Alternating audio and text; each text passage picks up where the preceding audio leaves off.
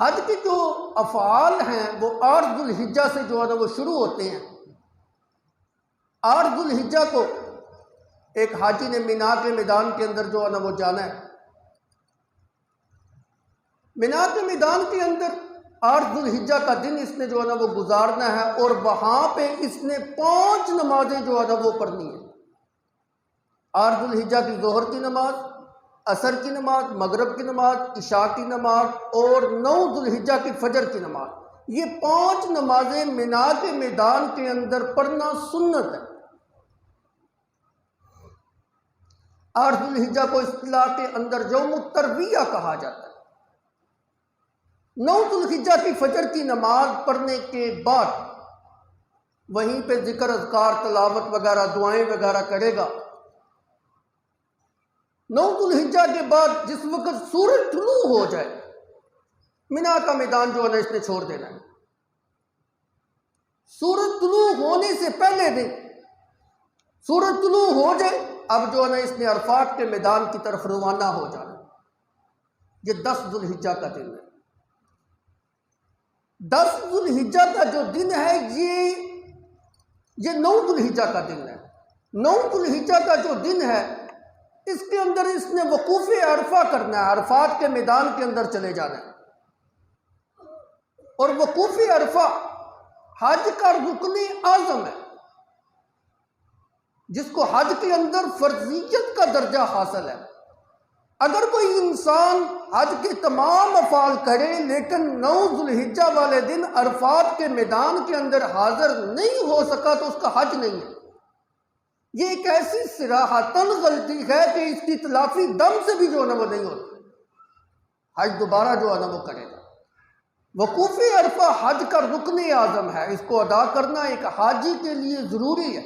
यूँ समझ लें जिस तरह नमाज के अंदर 6 फ़राइज़ में से कोई एक फ़र्ज छूट जाए, क़िरात नहीं करता, रुकू नहीं करता या सजदा नहीं करता, उसकी नमाज नहीं है। या वुज़ू के बगैर नमाज पढ़े तो उसकी नमाज नहीं है। बेईनी की इसी तरह वकूफ़ अरफा को हज के अंदर फर्जियत का दर्जा जो है ना वो हासिल है। अरफात के मैदान के अंदर इसने 9 ज़ुल्हिज्जा को ज़ोहर और असर की नमाज 1 अज़ान और 2 इकामतों के साथ पढ़नी। अब तो जदीद दौर है, वहाँ पे उन्होंने बंदोबस्त भी किया हुआ है, लेकिन अगर खैमे दूर हैं, इमाम की आवाज़ नहीं पहुँच रही, तो फिर अहनाफ के नज़दीक ज़ोहर और असर की नमाज इकट्ठे नहीं बल्कि जो ना अपने अपने वक़्त के अंदर अदा करनी। बहरहाल अगर इमाम के साथ नसीब हो जाए या उसकी आवाज़ आप तक पहुँच रही है तो फिर ज़ोहर के वक़्त के अंदर दोनों नमाजों को इकट्ठा करके पढ़ना है, 1 अज़ान और 2 इकामतों के साथ। 2 इकामतें इसलिए दी जा रही हैं कि ज़ोहर और असर की नमाज के दरमियान फ़र्क हो जाए, लेकिन असर की नमाज अपने वक़्त से पहले ज़ोहर के अंदर ही अदा करनी है। ये मेरे नबी सल्लल्लाहु अलैहि वसल्लम की सुन्नत ही इसी तरह। फिर माँ बाकिया जो वक़्त है वहीं पे आपने ठहरना है। जबले रहमत के पास चले जाएं, गिरगिरा के दुआएं करें, नदामत के आंसू बहाएं, शर्मिंदगी का इजहार करें, अपने रब को मनाने की कोशिश करें। गुरूब आफ्ताब जिस वक़्त हो जाए, अब अरफात का मैदान जो है ना वो छोड़ देना, अब मुज़दलिफ़ा के मैदान की तरफ चले जाना। हालांकि गुरूब आफ्ताब के बाद सबसे पहला काम जो किया जाता है वो मगरिब की नमाज अदा की जाती है, लेकिन अरफात के मैदान के अंदर आपने मगरिब की नमाज नहीं अदा करनी बल्कि मुज़दलिफ़ा के मैदान के अंदर पहुंच के करनी है। मुज़दलिफ़ा के मैदान के अंदर आप चले जाएं, वहां पे पहुंचकर जिस वक्त भी आप पहुंचे मगरिब और इशा की नमाज इकट्ठी जो है ना वो अदा करनी और रात जो है वहीं पे जो है ना आपने गुजारनी है। थोड़ा सा आराम भी करें, तलावत भी करें, ज़िक्र अज़कार भी करें, नसीब हो जाए तो तहज्जुद की नमाज भी के लिए उठें और वो भी जो है ना पढ़ें। फिर फजर की नमाज जो है ना बाजमात अदा करें। फजर की नमाज के बाद अब इस जगह से आप फ़ौरन जो है ना वो निकल सकते हैं। सूरज निकलने का भी बेशक इंतज़ार जो है ना वो ना करें। अब ये 10 ज़ुल्हिज्जा का दिन जो है ना वो शुरू हो गया। 10 ज़ुल्हिज्जा की सुबह फजर की नमाज के बाद आप मुज़दलिफ़ा के मैदान को तुलुए आफ्ताब से पहले छोड़ दें और वापस मिना के मैदान के अंदर जो है ना वो आ जाए। ये जो 10 ज़ुल्हिज्जा का दिन है ये हाजी के लिए इंतहाई मसरूफ तरीन दिन होता है। यहाँ पे बैठ के बयान करना तो चंद मिनटों की बात है, लेकिन उस अजीम जम्मे गफीर के अंदर ये सारे अफ़ाल करना आज के जदीद दौर के अंदर और जदीद सहूलियात होने के बावजूद भी नहायत मुश्किल। 10 ज़ुल्हिज्जा के सुबह जिस वक्त वो मीनार के मैदान के अंदर पहुंच गया, सबसे पहला काम उसने ये करना है कि सबसे बड़े शैतान को जाके कंकड़ियां मार दो जवाल के वक्त से पहले पहले। इस दिन तीनों शैतानों को कंकड़ियां नहीं मारनी, सिर्फ जो ना जमराए उकबा जो सबसे बड़ा शैतान है उसको कंकड़ियां मारनी। बिस्मिल्लाह अल्लाहु अकबर 7 कंकड़ियां जो है ना वो मार। उसके बाद दूसरा काम जो करना है वो कुर्बानी करनी है। कुर्बानी के बाद तीसरा काम जो करना है वो टिंड करवानी है, हलक करवाना है या कसर कराना है, दोनों की इजाजत है। टिंड कराना जो है ना वो अफजल है। उसके बाद आप इहराम को खोल सकते हैं। उसके बाद चौथा काम जो करना है 10 ज़ुल्हिज्जा के दिन वो बैतुल्लाह जाके तवाफ़े ज़ियारत करनी है। गोया कि 10 ज़ुल्हिज्जा वाले दिन हाजी ने बिल तरतीब 4 काम करने होते हैं।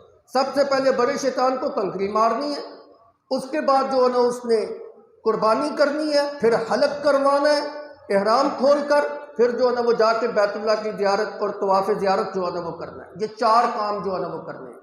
इन चारों कामों की तरतीब का भी लिहाज रखना है। अगर तरतीब भी उल्टी की तो फिर भी उसको जो है ना वो दम आएगा।